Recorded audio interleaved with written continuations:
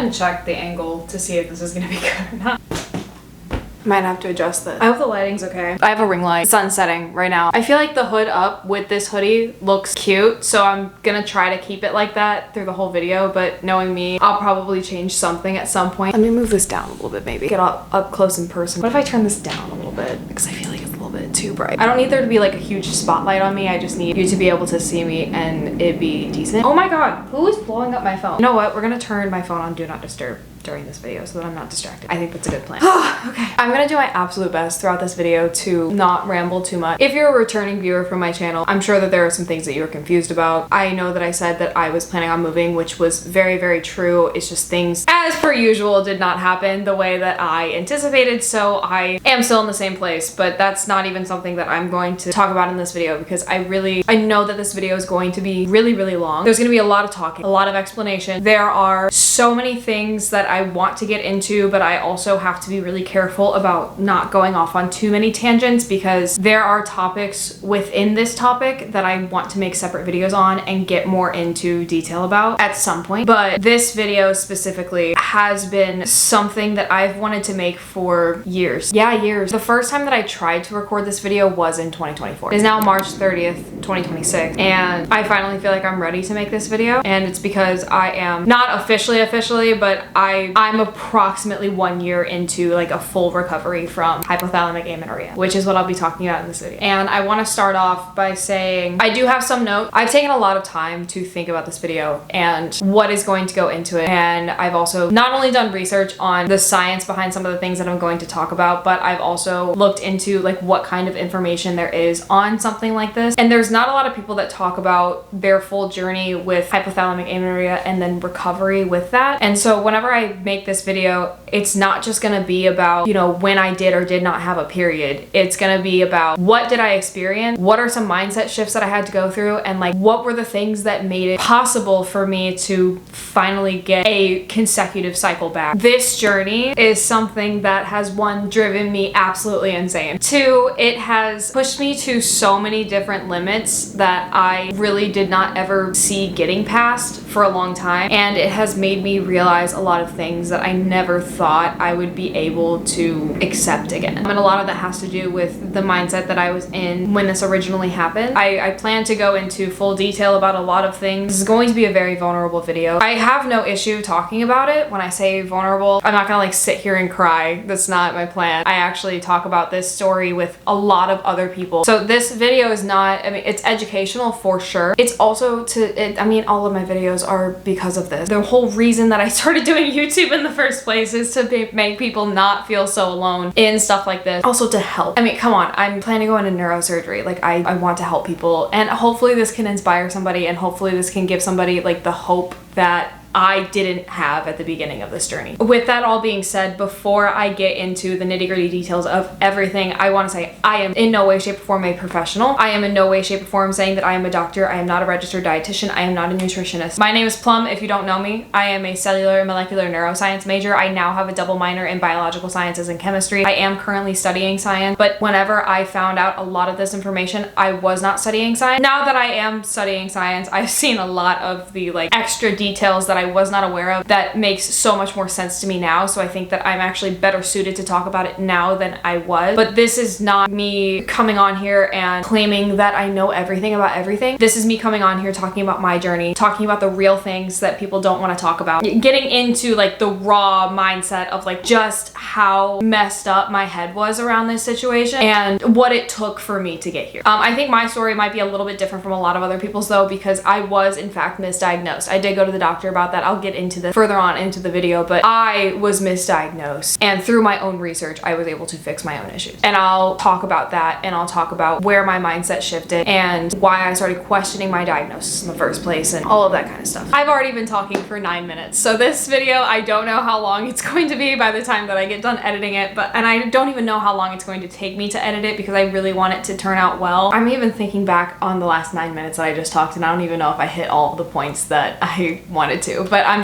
I'm gonna roll with it, and if I forgot something, I will add it in text or in the edit or whatever. I hope that this can help at least one person. If it helps more, then great. I have some spices underneath my nails. Please ignore that. I was eating Brussels sprouts with my hands earlier, and it looks like I got some Green Goddess seasoning, pieces of Green Goddess seasoning under my nails. I'm also missing a nail. I'm not like perfect and polished or anything, so it's just whatever. I wrote a rough outline for myself for a couple of things. When I say I took notes, they're very short, like bullet point kind of notes, because I also know that while I don't want to ramble too much, we all know I'm a professional rambler, I still think that it's going to be a lot more authentic if I talk about my experience without there being a script to it. Anyway, getting right on into it. The first thing that I am going to start with is defining what hypothalamic amenorrhea is and explaining exactly what happens in the body whenever you do have hypothalamic amenorrhea, because a lot of you who clicked on this video might have a general idea of the fact that you don't have a period because of over-exercising or under-eating or stress. But I love science. I'm gonna get into the science of it, what is actually happening in your body whenever this happens. So this information comes from the Cleveland Clinic. I'm going to put links for any resources that I got information from in the description if you guys want to look further into it. If I get time, I will find some like research papers that go into some other aspects of hypothalamic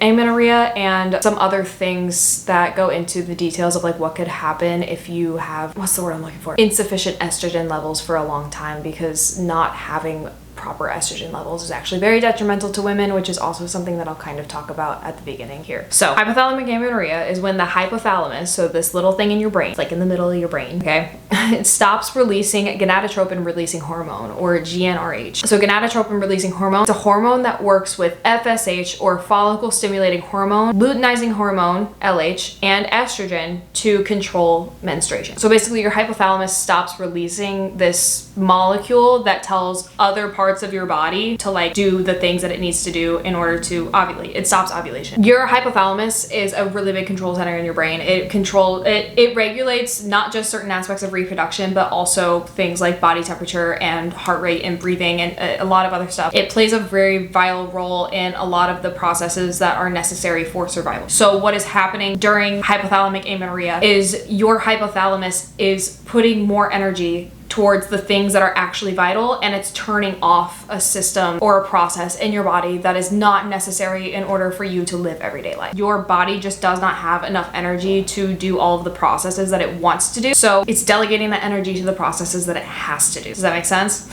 Hopefully. Hypothalamic amenorrhea is actually very common. According to the Cleveland Clinic, these are the numbers I got from there. 1.62 million ages 18 to 44 in the US are affected by hypothalamic amenorrhea, and then 17.4 million women worldwide are affected by hypothalamic amenorrhea. I'm also going to refer to it as HA from now on to get a little bit more into what is happening. FSH, so follicle stimulating hormone, and LH, luteinizing hormone, those are responsible for triggering the release of an egg during ovulation. So if you're unaware of like what happens during the menstrual cycle, I feel like a lot of people are very open about what happens, but just a basic overview is you have these little things in your ovaries called follicles, or like little sacs, and then you'll have a dominant follicle, and that dominant follicle is the one that will get released into the fallopian tube, which is then the egg that would be fertilized if you were to get pregnant. The rest of them kind of just get discarded, if I'm remembering correctly. FSH and LH are responsible for ovulation. Gonadotropin releasing hormone, which is the thing that your hypothalamus releases to help with the reproductive process of ovulation, is what works with FSH and LH. And if those aren't working properly, you can see how it is just a really big spiral, and you end up not ovulating. If you're not ovulating, you're not going to menstruate. What causes HA? Food restriction, not eating enough. I would say that's like the top cause. Food is fuel. Food is how your body runs. It's where it gets all of its energy sources, whether that's fats, proteins, or carb. Protein's not really, that's a whole other side tangent. Stop it. Stop. See what I mean? I could go on so many side tangents. I will do another video on like all the misconceptions about food and then like what foods actually do for you. But fats and carbs especially are very, very high energy sources for your body. A lot of women who struggle with this typically restrict their fat intake too much, which was my issue. I will get into that a little bit more as well. Restriction or like poor nutrition in that way. Excessive exercise. So even if you are eating 2,000, 2,500 calories a day, but like you are excessively doing cardio, which is what a lot of women turn to just due to diet culture and everything. Like cardio is a very big stressor on the body. It takes a lot of energy. It burns a lot of energy. So if you're burning all of that energy and your body still doesn't have enough to continue extra processes, then again, it's just going to delegate to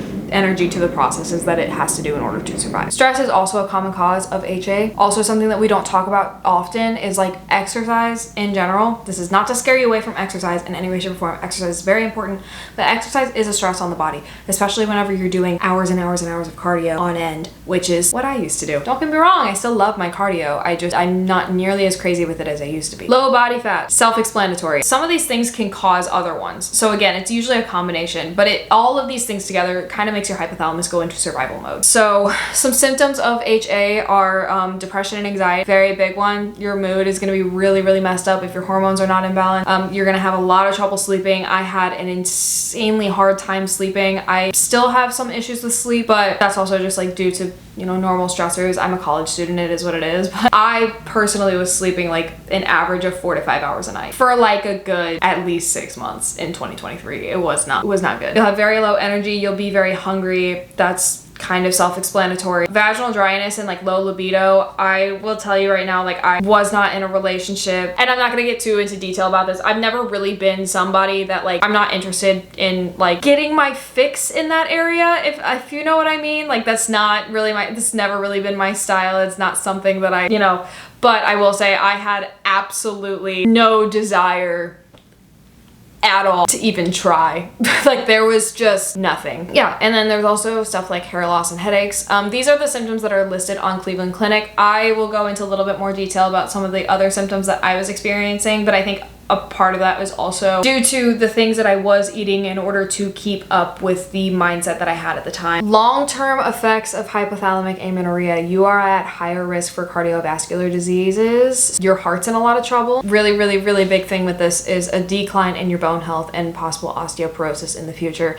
This is a really big thing with a deficiency in estrogen. It's a very big problem for women who go through menopause. A lot of the things that I've heard within the women's health space has to do with like the effects of low estrogen in menopausal women or premenopausal women. And osteoporosis is one thing that I hear all of the time. Obviously, you're going to have issues with infertility and like trying to get pregnant. I don't know the long-term effects of that. I would assume that my reproductive system is probably restored now because I've had a consistent period for a long enough time. But I mean, there is a possibility that I messed something up for life and I just don't know it yet, you know, because I'm not trying to get pregnant anytime soon. And then you'll also have skin and hair problems. I will put like videos and stuff for reference because I was really, really, really struggling with acne. I have always had really thick hair. I've always had a lot of hair on my head. So like me losing like big clumps of hair was never really that big of a concern for me. I'm very grateful for that. That's not me bragging. I am just being honest. But I was like, I always made jokes like I shed like a dog. It's like, no, I was actually losing a lot more hair whenever I didn't have a period. So yeah, I still lose a lot of hair now, but it's nothing like it was a couple of years ago. I know that was a very long explanation onto like what hypothalamic amenorrhea is, but I want to make sure that we have all of the information before I get into my personal experience with everything, because it'll give you a sense of like what is happening in your body. If you're struggling with something like this, it'll give you a sense of what is going on and like why things are not working. Hold on. Let me try to, oh, it's gonna stop recording here in a moment, so I might just like start a whole new clip before I get into the next thing. I wrote down is like a big timeline of everything. I have like exact dates of doctor's appointments and all that kind of stuff. Let me see if this is better. Oh, that does feel better. Okay, let me start the next clip. I can't really turn this down anymore. No, I think the lighting's fine, right? I don't know. I'm really in my head. I haven't recorded a video in a long time, and I just want to make sure that this turns out like at least decent. Oh, this is gonna be so fun to edit. So timeline, I have a lot of dates here. Like that's a lot. I'm gonna keep this for reference, but I'm mostly gonna talk from just my brain. Just a little bit of backstory. I grew up as a dancer. I grew up in the dance community. Issues with eating and like body image issues are very, very big in the dance community. My mother also struggled with body image issues and eating disorders. Her mother also struggled with that. It was just kind of like something that I grew up around. It's something that I heard all the time. I was always judged by the way I looked. I was always judged by what I ate. But then like also now that I'm older, I realize even if I didn't have the highest metabolism compared to everybody else, like I was going through puberty, and there are just some people that hold more baby weight during puberty because your body's going through a lot. Like that's just how biology works. So I started having issues with food when I was around 11 years old. 6th grade was like, there's one day in particular where I remember I went as long as I could without eating, and then it didn't last that long because I wasn't used to that. I went like the whole school day. I remember I skipped lunch for the first time, and then whatever. I have struggled with aspects of anorexia, aspects of bulimia. I would argue that I I still have issues with food. I'm not gonna sit here and say that I'm perfect. I do still have, you know, a lot of food noise. There's things that I'm never going to forget, especially with like different phases of my life when I've been more obsessed with it than others. When you have an eating disorder of some sort and you're so hyper focused on it, it's all that you can think about all of the time, and it's very debilitating, which is also why I think that this kind of talk is very important to have, because I think once you get to a point where you realize just how detrimental it is, that's whenever you start to like want to get better. And it takes a lot for you to want to get better, because there's even times now where I look back and I'm like, I miss the way that I look, or I miss that, you know, whatever. Like your brain romanticizes things, so you're always going to think like, oh, it was better then, but it wasn't. It was horrible. And there's still things about it that affect me to this day. Even though I'm in recovery now, that's not to say that I don't still struggle. I do. There are still certain foods that cause me anxiety, and there are still things that habits that I've built over the years around food and around exercise that like I have slowly kind of broken out of. Like they're not as strict anymore, but like I am in a state where my body is happy, my body is working normally, and I'm managing it. That's just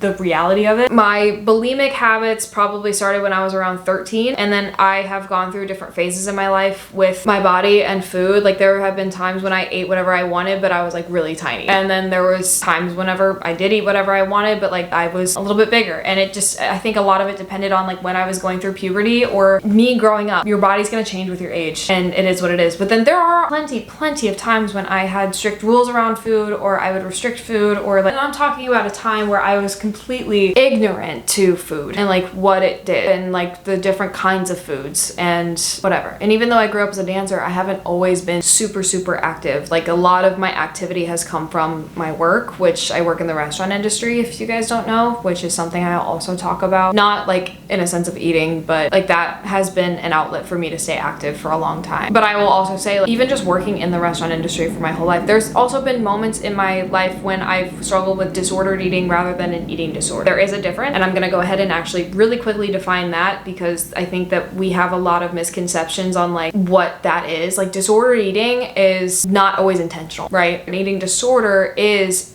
a mental illness where you use disordered eating habits such as like restriction or skipping meals or food rules or whatever it is that you feel that you need to do in order to keep up with that mentality. That's the best way that I've been able to describe it, because I again, there's a very big misconception on like the differences between it. Also, something else that I want to say about eating disorders, they do not have a specific look. They just don't. I have been smaller than I was in 2023, and I still had a consistent period. That's also something that really messed me up through this whole process. Is I remember in 2022, I was really small. Like I had just gone through a breakup. I was not eating very much. Like I wasn't really exercising too much either, but I was really small. It was probably the smallest I've ever been, and I still had a consistent cycle. And then I started weightlifting because I wanted to like just fix all of those issues that I had around food. And then I gained a lot of weight really fast, and like whenever I would tell people that I'm in recovery from an eating disorder, the first question that I would always get is, did you lose your period? And I never did, so I never felt like validated. And I was like, oh, I didn't struggle. I promise you, like losing your period, that does not define whether or not you are struggling. I want you to know that no matter what your body looks like, if you are struggling, you are struggling. Like that is just the reality of the situation. I don't ever want you to think that your struggles are not validated just because you don't have a certain aspect of whatever the look or like the physical manifestations of that eating disorder are. Because again, it's a mental illness. There are really tiny people that binge eat, and there are larger people that restrict. Like it's not, in a lot, again, it's all mental. My whole point to this is don't judge a book by its cover. Anyway, again, I'm so sorry. I keep going on so many tangents, but I also feel like there's so many aspects of this that are very important, especially if I'm going to be talking about my personal experience and not just like the science behind everything. Kind of piggybacking off of like my weightlifting journey in 2022, I had a freak out moment where there was a lot going on in my life. I felt very out of control in a lot of different areas. A lot of things changed all at once, and I also just realized that like after weightlifting, even though it is something that I really loved, and at the time I would argue it really did save my life, I hated myself. I hated the way I looked. I hated the way I felt. There are a lot of things that I did wrong. I was pushing my body a lot. Whenever I approach exercise and weightlifting now, I know so much more that I know how to refrain from those things happening. My body was very inflamed. Like I said, I gained a lot of weight really fast. I put on a lot of muscle very fast, which I'm very grateful for, but with that, because I was very ignorant to food and I just kind of focused on like protein, but like not high. Like I was at a point where I was using peanut butter as a protein source. Peanut butter does have protein, but I don't consider that, that is not like a protein source to me. That's more of a fat source. Fats are very important, okay? But like, anyway, I was also just kind of, I wouldn't say that I was binge eating, but I was eating a lot more than I had because I was just really trying to commit to the whole like getting myself out of the anorexia mindset. But then I went back to it. There was no in between, one side of the spectrum or the other. And this turned into like me having specific safe foods. I'm not gonna go into detail about what I was eating, but I started restricting a lot more. My bulimic habits increased at the end of 2022. And then eventually a lot of the safe foods that I had started to freak me out. And if this doesn't sound logical to you, then you probably haven't struggled with this, at least to this extent. Eating disorders are illogical. So if it doesn't make any sense or if it sounds very illogical, it's because it is. But a lot of food started to freak me out, and I ended up, and I didn't know this at the time, but I do now, I ended up cutting all fat sources out of my diet. The foods that I had in my diet were extremely limited. Something that I need people who struggle with something like this to understand is even if you are eating enough calories in those specific foods, if you're not eating the right amount of certain things, your body still can't function properly. You can sit there and eat fruit for 6 months and only fruit, but you will still lose your period. Even if you eat 4,000 calories of fruit, you will probably gain weight, but you will still lose your period because there are so many nutrients and stuff in fats especially that your body cannot produce on its own. February 2023 was kind of whenever I had the big freak out moment, and I ended up cutting all of my fat sources out of my diet. Again, didn't know it at the time because I was just ignorant. I then slowly started to realize the mental effects of it. My depression and anxiety was increased. This was also around the time of my 21st birthday. I remember after my birthday and coming home, like I was having a really hard time, and I had always had issues in St. Louis. Like I didn't really want to be there. I'm so grateful I moved to Chicago, but like I thought that that would really help with my mental health. That was actually a really big driving factor to get me to Chicago. But even whenever I got here, my mental health was still really bad. It's because my eating habits didn't change. And through this, because I wasn't giving my body the proper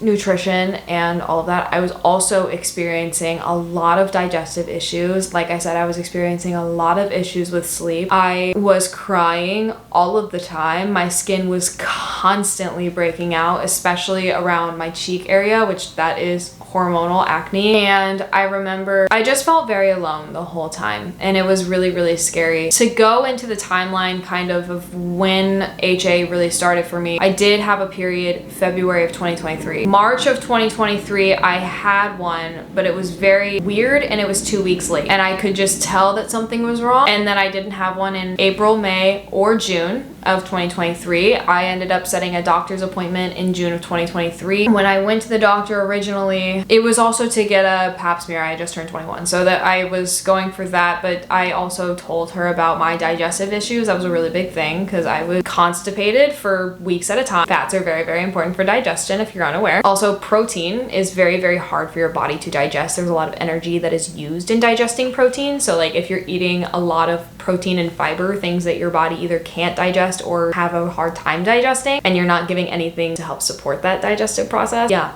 just FYI. So I was talking to her about my digestive issues, my sleeping issues, my mental health, and the fact that I didn't have a period. I knew that something was wrong. She originally told me that it could be due to low body fat. Whenever they took my weight, I did not look at it, but she did tell me that I was at a healthy weight for somebody of my age and height. But she did also mention that I had a very small frame, and that she thought that stress could be a really big player in it. She thought that low body fat could be a player in it, and she also told me that my body's probably not producing enough estrogen, which is true. There's a big ass spider outside my window and it's crawling. It's on the outside though, sorry. That was just like really gross. Spiders gross me out. Nothing needs that many legs. That was June 21st of 2023. She also, because I had gone without a period for 3 months at that point, which by 3 months, that's when you like officially have a form of amenorrhea. She did not diagnose me with hypothalamic amenorrhea. She did not diagnose me with anything, but amenorrhea is 3 months or more without a menstrual cycle. So like that's the marker. Because I didn't have a period for 3 months, they did prescribe me what they call a withdrawal bleed medication. So this is pretty much forcing your body body to menstruate, in a sense. What happens during the menstrual cycle is your luteal phase, you know, the really great, lovely time where you're like really bloated and really hungry and really tired and just like don't recognize yourself. Yeah, that's all because of progesterone. So what this medication does is it spikes your progesterone and then like you just stop taking it. It's a temporary medication. You take it for a week, and then once you stop taking it, it's a dip in progesterone. Now, natural processes that like your body will naturally dip in progesterone, which is what triggers your body to bleed. Because my body wasn't doing that naturally, we wanted to see if the medication would work, and it did. I remember feeling much better after the first time that I took the medication, but then like after that week, 1 week post, when was it? Okay, so I was scheduled for an ultrasound on June 30th because they wanted to take a look at like what was going on inside.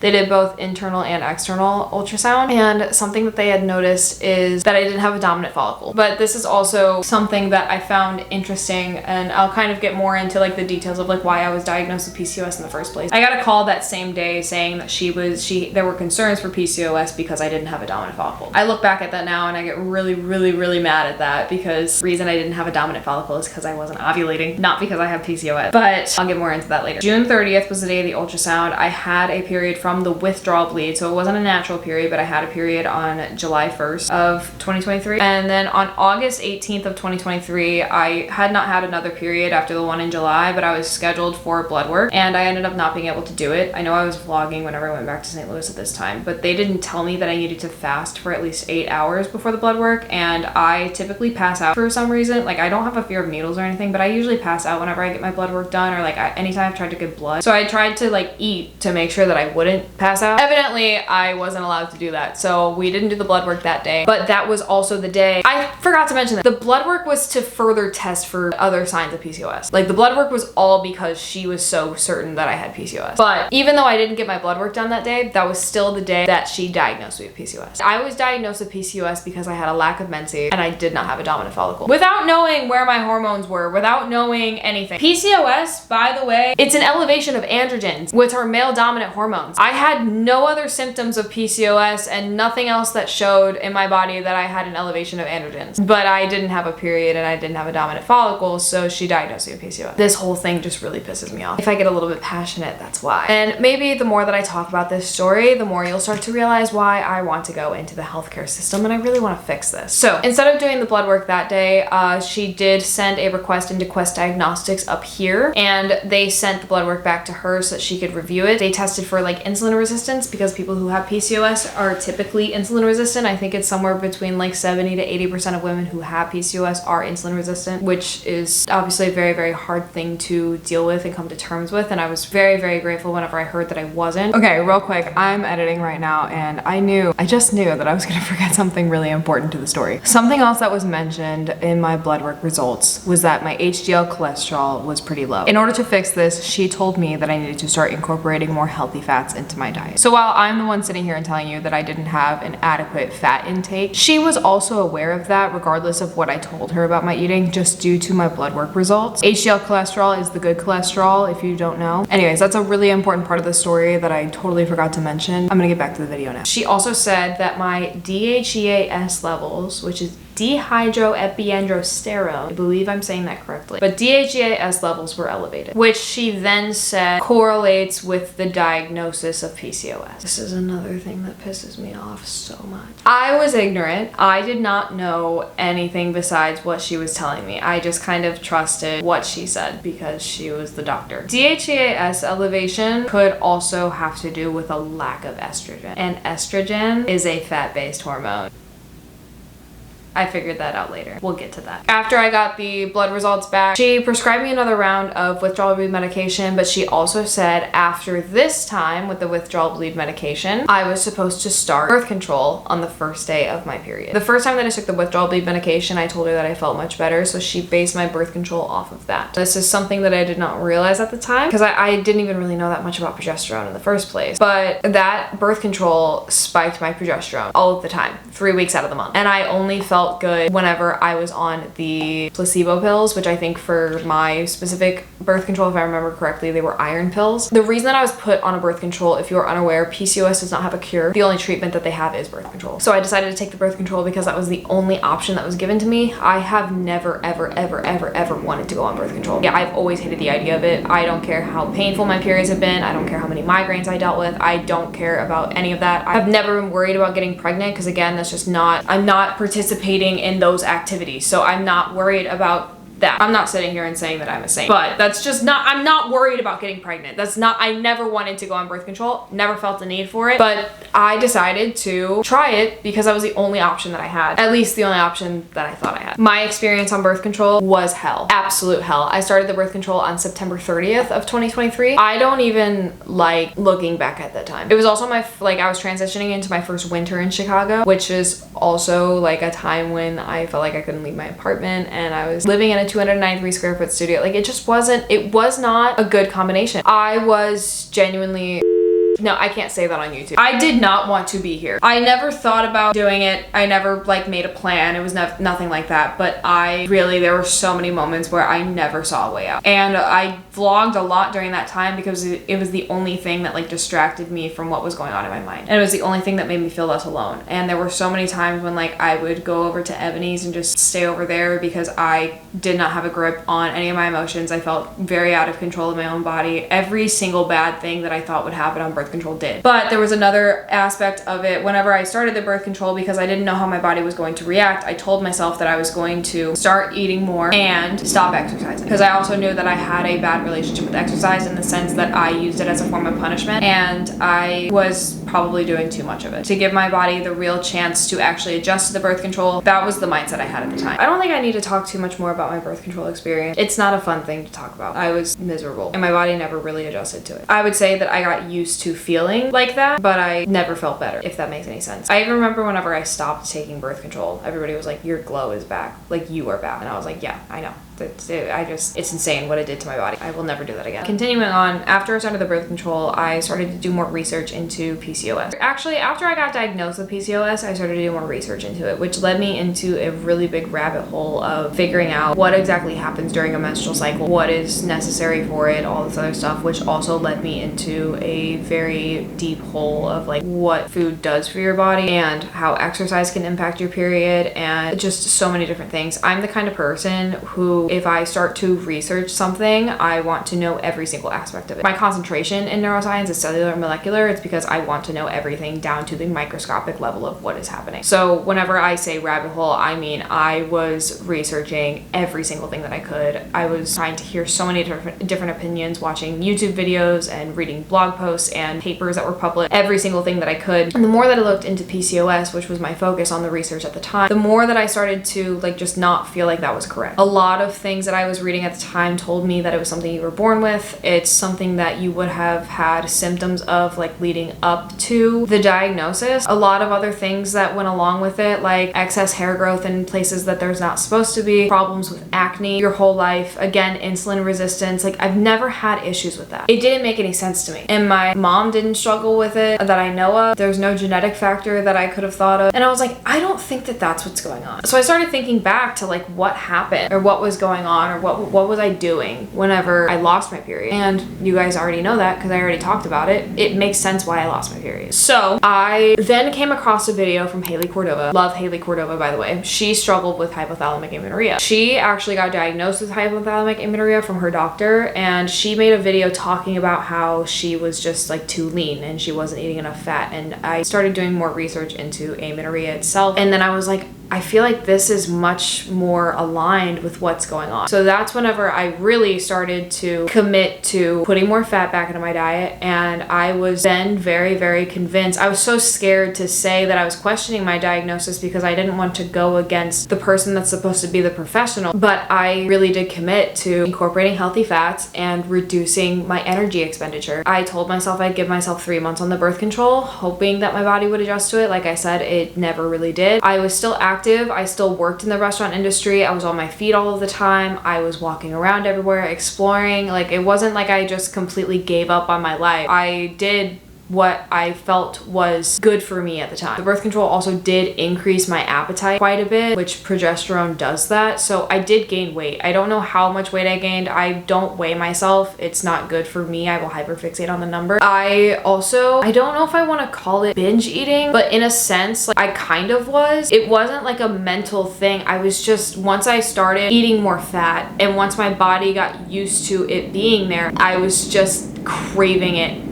all of the time. I'm not ashamed to say any of this. Like, my body needed it. I was depriving it of these nutrients for so long. One by one, I conquered so many different fear foods and so many foods that I actually really, really loved that I was terrified of. Incorporated those back into my diet while also still trying to reduce my energy expenditure, and I had a lot less stress because I decided to quit my job but also go back to school, you know, and I hadn't gone back to school yet. Like, I was just trying to relax a lot more. There were still obviously very stressful things. I was still trying to navigate winter in Chicago, which is not an easy thing to do the first time around. But, you know, I did what I could because I was genuinely convinced that I did not have PCOS. I stopped taking the birth control on December 21st of 2023. I called my doctor that day. I had a doctor's appointment. I got really sick, so I couldn't go. I actually had COVID. I couldn't go into the doctor's appointment, and there was a 3-month checkup for the birth control, so it wasn't anything crazy. But I told her that I don't think I have PCOS. And I remember her being on the phone, and she sounded like really disappointed, and she was like, "Are you sure? I mean, like, I can't force you to take your birth control, but I think that this diagnosis is, you know, correct." And I was like, it doesn't line up. I know that you're the professional, but I really just don't think, this doesn't feel right to me, and I'm also miserable. And then she like recommended that we could try some other birth controls, and she was like, sometimes it just takes time to find the right one for you. And I was like, no, I really just don't want to do this anymore. And she goes, okay, well, how long since your last pill? And I think I had only been off of the birth control for like 2 days at that point. But I was like, you know, this time, and she's like, okay, well, if you could get blood work done within like the next week, I would like to see where your hormones are at now, because the estrogen in your birth control is supposed to bring down your DHEAS levels.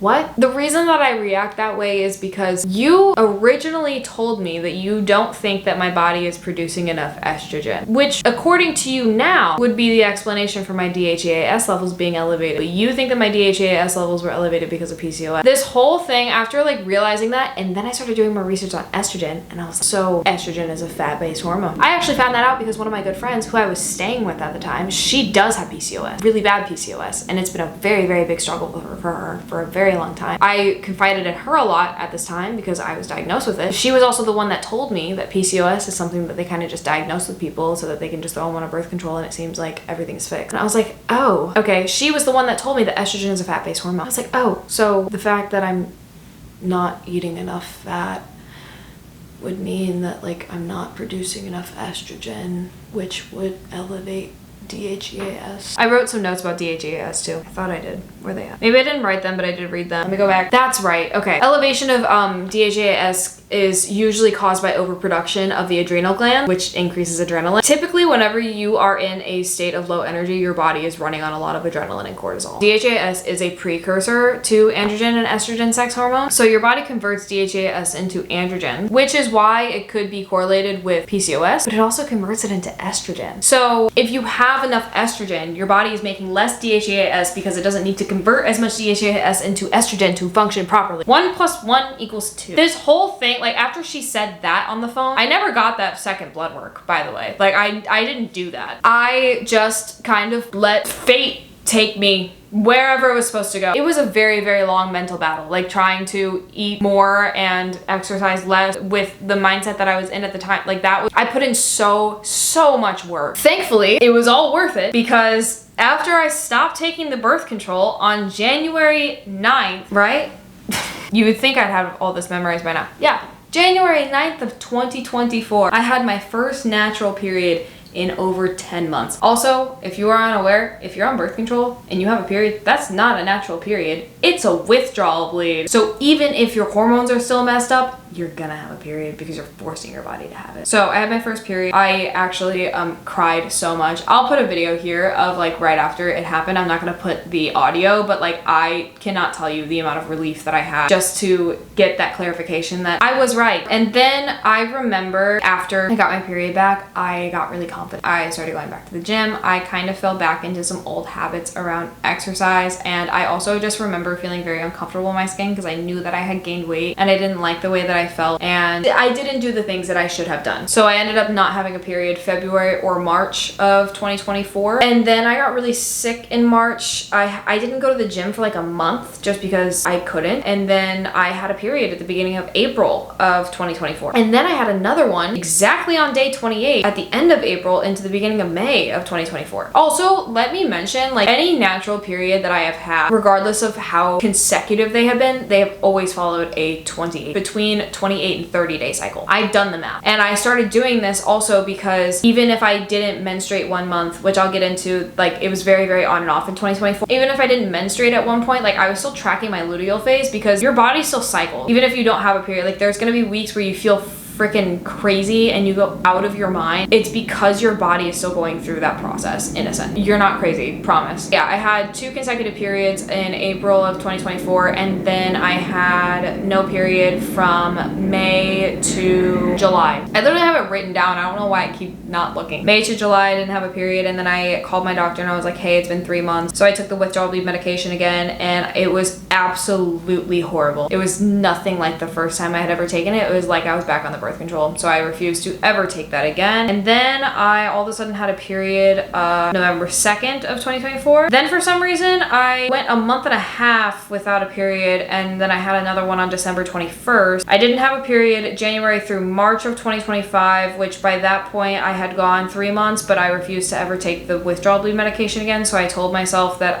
if it got to like 6 months, then maybe I would consider it, but I just kind of kept letting it go. And then all of a sudden I had a period on April 4th of 2025, which was last year, and I only missed 1 period last year, and it was in August of 2025. And in August, looking back, I was being transparent, I was going through a breakup. I was going through a very, very stressful time. I was also running a lot, not because I was trying to lose weight. I was genuinely just, I do love running a lot, but I was really getting into running at that time. And whenever I went through the breakup, I went through a period where I wasn't eating for a while. So it makes sense why I missed one, but then I got it back like September. Everything was again back on a 28 days, the same 28 day cycle. It's like instead of my cycle being 28 days, it was like 56. I have it tracked. I started on cycle day 53. Let's say we had a 28 day cycle in the middle of that. That would have been on day 25, which is like very normal for me. Between days 25 and 29 is typically whenever that's normal. That's very, very normal. Yeah, everything got back to normal then, and everything has been normal since. That is the timeline, and also the details as to like why things happened the way that they did.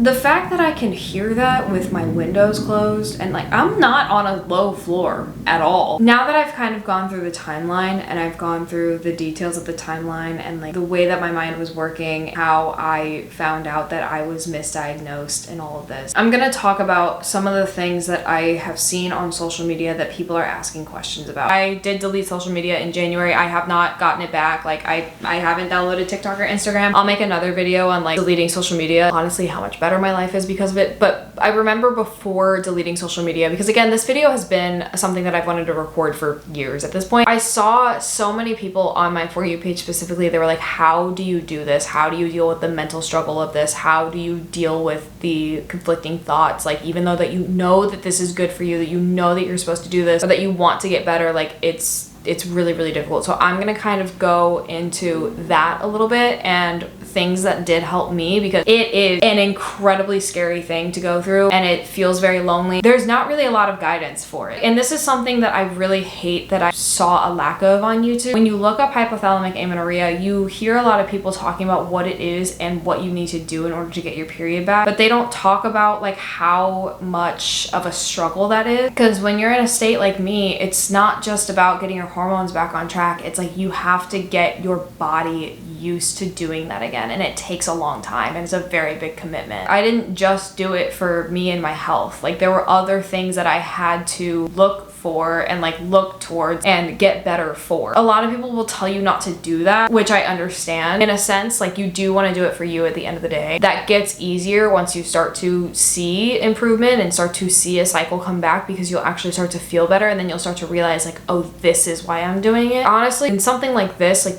you gotta do what you gotta do. Get motivated by what you have to, because this is not an easy thing to go through. The next section of this will be talking about mindsets and symptoms and just like the horrible aspects of it. Like I said, it's not an easy process. I did take a small break. I don't know how long this video is gonna be after I edit it, but I have been recording for like an hour and a half. Now we're gonna get on to tips and tricks to help with like the mindset aspect of all of this. When I was first introducing a lot of healthy fats back into my diet, my digestion immediately started getting better. I did notice that, but I was also very bloated, and at first I felt very, very full for a long time, even with eating very small amounts of food. And I didn't do too much research into this, but my assumption for that being the case would be that my body was just getting used to kind of digesting all of that again and like processing that and actually using it. But the more that I started to incorporate healthy fats and all that good stuff, like the more that my body started craving it. So like my hunger cues got back on track. I also experienced a lot of fatigue. I will say it is hard for me to determine what were symptoms of the birth control versus what were symptoms of just like HA recovery. But something else that I will say I kind of went through is through the times that like in 2024, whenever I like lost my period and then I got it back, I was incorporating more fat than I had before. I still just wasn't incorporating enough. I did go through a phase at one point where I was weighing out my food because I wanted to see just how much fat I was getting. It's not just about incorporating the foods that you need. It's like you need to be incorporating enough. And when you're trying to get your period back, like you need to give your body reason to think that it's in a safe space. If you lost your period, you're gonna have to gain some weight in some way, shape, or form. You just have to kind of accept that. How much weight is dependent on the person. I think the recommended amount for people who are in HA recovery is typically at least 2,500 to 3,000 calories a day. I don't know how much I was eating before I got my first natural cycle back, but I was probably eating around that, if not more. And that's just because at some points, like I was, like I said, focusing on fats so much. That's what I centered my food around. And fats are the most calorically dense macronutrient. There were also some days in recovery too where I didn't eat much at all. Through all of this, even though like I was very focused on trying to eat enough, like I also didn't force myself. Something that was really hard for me whenever I didn't have a natural cycle is going through all of the symptoms of the luteal phase and then like not getting that reassurance that, oh, it was the luteal phase. Like I didn't get a period, so I didn't have a reason as to like why I felt a certain way or why I was acting a certain way or like whatever. I think at the very beginning couple of months, you know, when I was on the birth control, it was a little bit easier for me to manage that because even if it was just a withdrawal bleed, I was still having a period, and there were times when I did feel better when I would take the placebo pill. Even though I did experience weight gain and it was a very, very uncomfortable feeling, like something that I did realize over time is that I am heavier now. Like I don't know how much more I weigh. I definitely have more muscle on me, more fat. I'm not a huge person by any means. I know that logically, regardless of how I perceive myself, but like I do have more weight on me now. Something else that comes with weight gain, and like something else that you have to just kind of understand if you're going to commit yourself to this kind of journey, is that with the weight gain, you're gonna get a lot of your life back. Your emotions are going to be a lot more regulated. Your sleep is going to be much more regulated. I started sleeping, like actually sleeping. And like, yeah, I was working till 3 or 4 o'clock in the morning, but I was able to sleep 6-7 hours a night, you know, at first. And there were still some nights that were like really, really rough for me, but there are some nights I really do struggle with falling asleep. My sleep schedule is also just messed up because I'm a student and I also work in the restaurant industry. So like my circadian rhythm's a little all over the place, but typically I do sleep about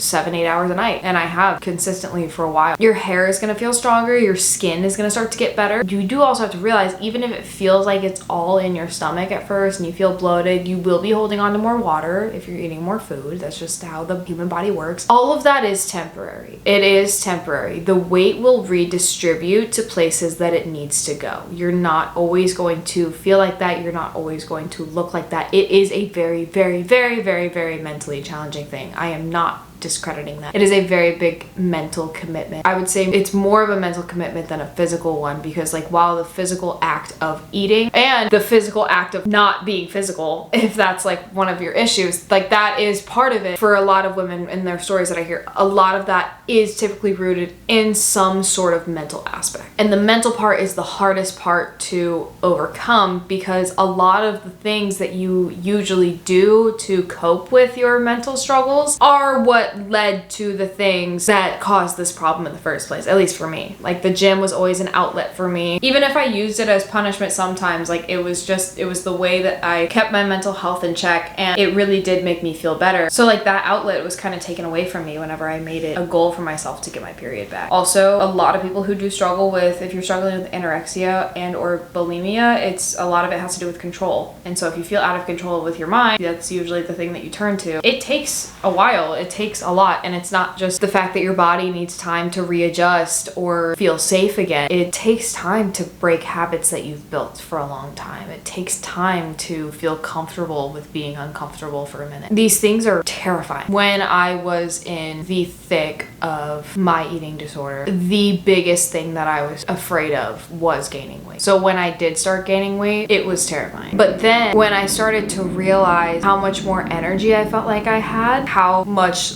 I don't think that's proper English. I was gonna say how much less naps I was taking throughout the day. I would take naps all of the time before I got on birth control and like all that kind of stuff. I took a lot less naps. I didn't feel like I needed to take naps. I moved better. My body wasn't as sore all of the time. It's like I wanted to be more active. I just had the energy to, in that sense. Something else that I should also point out is like I talked about how there was like a very big digestive aspect to this. That kind of bloating goes away. And that kind of water weight goes away when you start eating normally again and when you start giving your body what it needs. The thing that you really, really, really have to trust and understand is that your body, all it's trying to do is just stay alive. That is all it is trying to do. It is in no way, shape, or form trying to fight against you. It doesn't hate you. It's not angry with you. It's just trying to survive. You have to be the one to give it what it needs in order to survive. And I'm going to tell you right now, as somebody who has been in a fight with their body on numerous occasions for many different reasons, whatever that might be, I'm going to tell you right now, a fight against your own body is not one that you're gonna win. You need to trust it. You need to trust that it's giving you the signals that it needs. You're gonna be hungry. You're gonna be hungrier on some days, and you're gonna think, how is this possible? I have eaten so much food. And you're gonna feel, there's gonna be times where you just feel like a bottomless pit. And that is because you have gone so long with restricting it, depriving it of the proper amount of energy, or expending too much energy in order for it to do what it wants to do. Something else that I also want to talk about is, and I also want to point out that I just turned 24. Women go through like a second puberty in their early to mid 20s. This could also have a part to play in it. My PMS symptoms are very different now, and that's something that I noticed with the first one. The first natural cycle I got back was very painful. It was a very big adjustment. I was kind of dying, but I didn't care because I was just so happy that it was back. As my period has become more regular, again, I do experience different symptoms. Personally, I don't want to scare anybody. My periods have always been pretty bad. Like I always had a natural, normal cycle before any of this ever happened. I never had issues with my period except for the fact that they were just very, very painful. But now the pain and the PMS symptoms manifest at different times in my cycle, and there's different parts of my body that are affected by that. So I don't know if that has to do with the HA and then recovering from the HA, or if that has to do with age. It might be a combination of both. So yeah, I think that was a very interesting thing for me to get used to. Something else that really, really helped me, especially if you're struggling with food and you are at a point where like some foods scare you and there's diet culture things that you've heard, I would highly recommend doing research into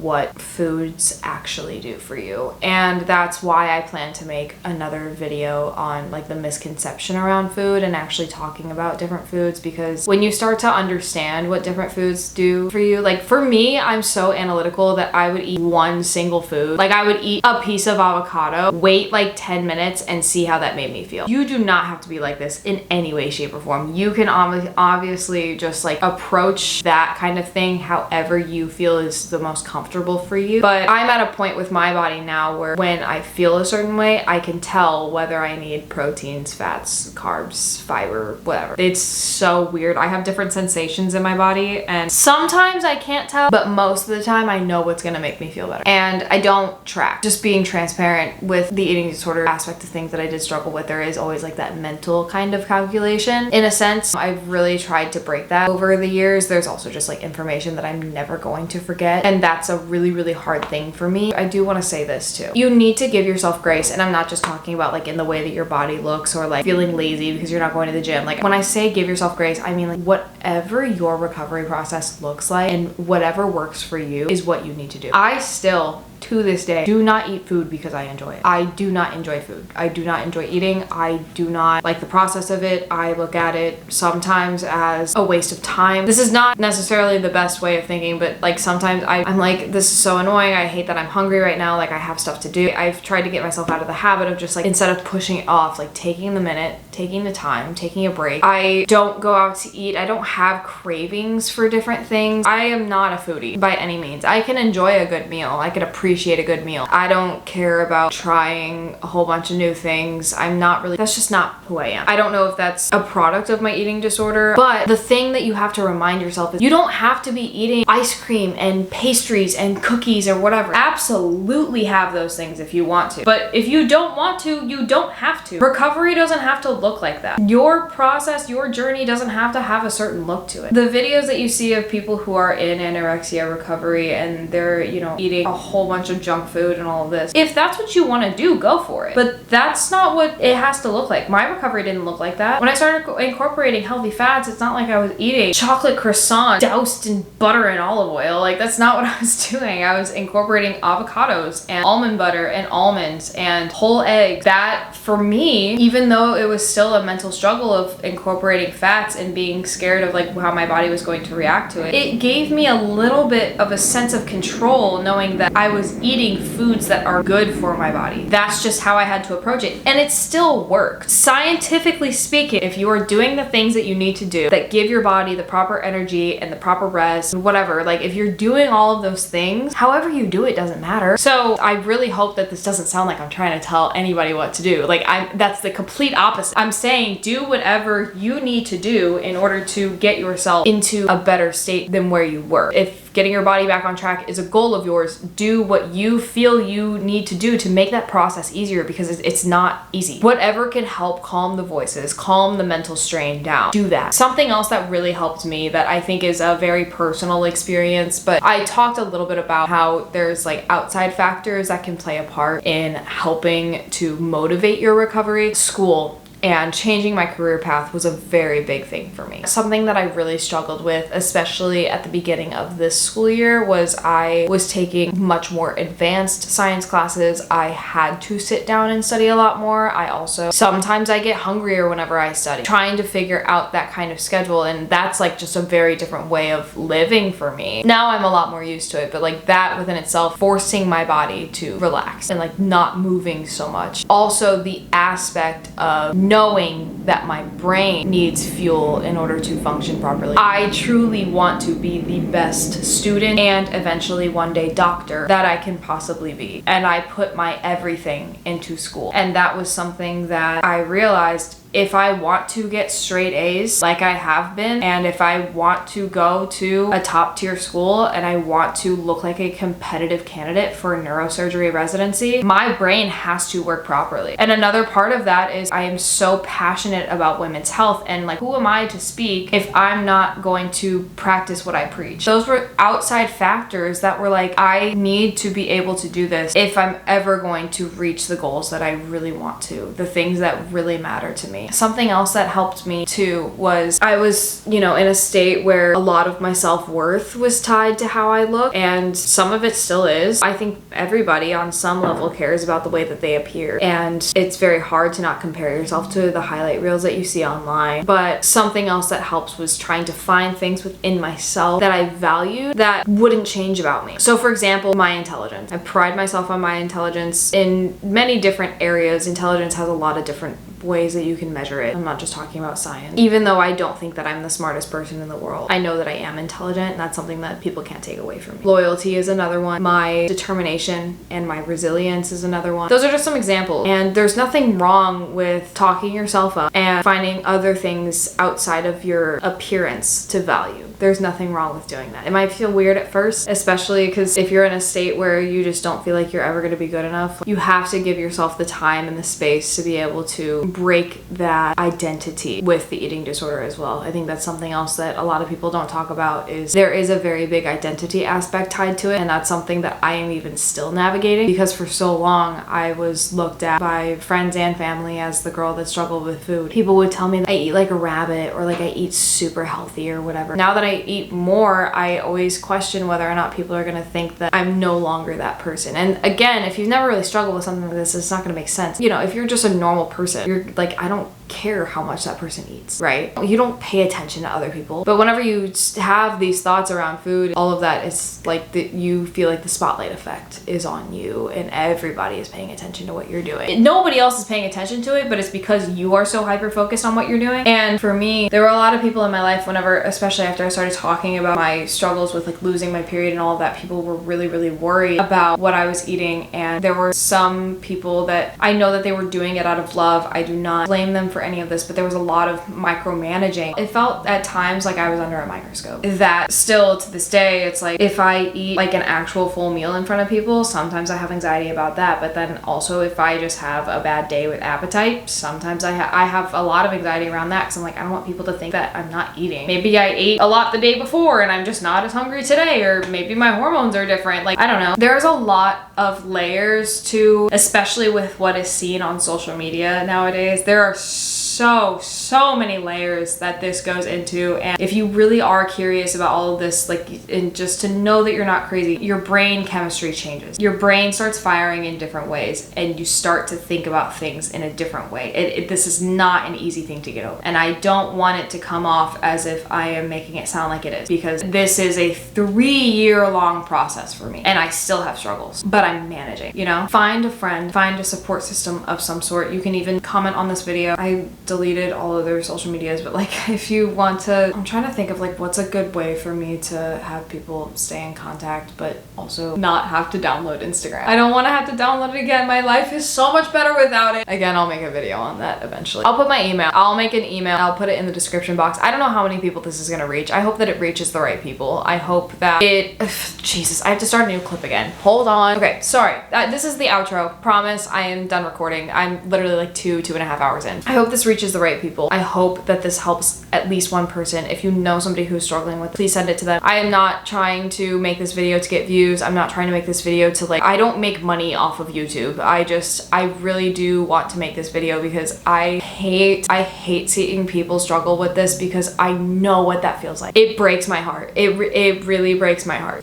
No, we're not crying. No, pull yourself together. Stop it. It really breaks my heart to see people struggle with it so much, because I know how lonely it is. I know how scary it is. I know how confusing and terrifying it is if you're still here since then. But I mentioned at the beginning of this video, like, people never validated my experience with my eating disorder before I lost my period with it. But whenever I finally did lose my period, I thought that I would feel validated in my struggles. That's not the case at all. It was the scariest moment of my life. I didn't know what to do. It wasn't the scariest moment of my life. That's freaking dramatic. I've been through a lot, but it was one of the scariest moments of my life. And I just knew that I had hit a point with myself and my mindset that I did not know if I was going to come back from. So I know that sounds dramatic, but that's genuinely how I was feeling at the time. I just hope this helps. I've never had an issue with being vulnerable. I've never had an issue with talking about things that I've gone through. There's a part of me that feels like I am one of the people that's supposed to talk about these things because I have such an easy time talking about it. I truly just want people to feel less alone. And I want there to be, especially regarding women's health, I want there to be a lot more information out there. And I think that personal experiences is one of the best ways outside of like actual scientific research that you can get a good sense of what happens during these times. Hypothalamic amenorrhea is so much more common than we think. I think there's a lot of people out there that struggle with it that don't know that they struggle with it. And I'm hoping that outside of just tips in the recovery process, I hope what you can get from this story is not that you have hypothalamic amenorrhea instead of PCOS, but also like if you feel that something is wrong, I hope that you trust your intuition. And I also hope that if you've been watching me for a long time, I hope it helps you realize just what I've been talking about whenever I talk about how I want to be the doctor that helps advocate for patients, because I was not advocated for. I was thrown on a birth control, which was just a band-aid over a gunshot wound. I had a lot more deeper issues going on in my body, and because I didn't think that the band-aid was sufficient enough and I believed in myself, I finally got the surgery I needed to fix the gunshot wound. I got the bullet taken out. Does that make sense? Was that a good analogy? I don't know, but that's the end of this story. I mean, if you guys want to look at some of my previous videos to see like in the actual timeline of like when I'm questioning my diagnosis and stuff, I'll put the links to those videos down below. I mean, you've heard it all in this video. This is actually, that's also another reason why I wanted to make this video. I wanted everything to be just like in one video instead of you having to go through my entire channel to find different things and like hear about different parts of my experience. I did try to share my story as I was going along, but I don't need people to watch every single one of my videos to figure out what they're trying to find, you know? That's also why I wanted to split this video into sections, not just because I know it's going to be a really long video, but there are some aspects of it that people are looking for and some aspects that people don't care about. So if you watch the whole thing, thank you. I am also sorry that you listen to me talk for 2.5 hours.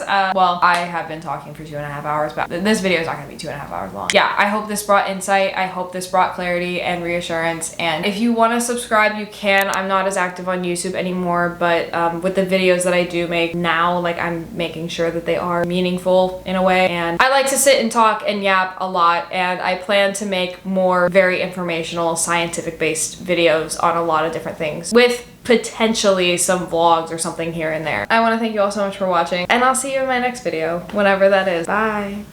You a move body giving interviews. I'm just saying I'm amused, but you ain't even flexing. And you cool, tatted up, cover warm, different vibe, you new improved, but you ain't even flexing. But you ain't even flexing.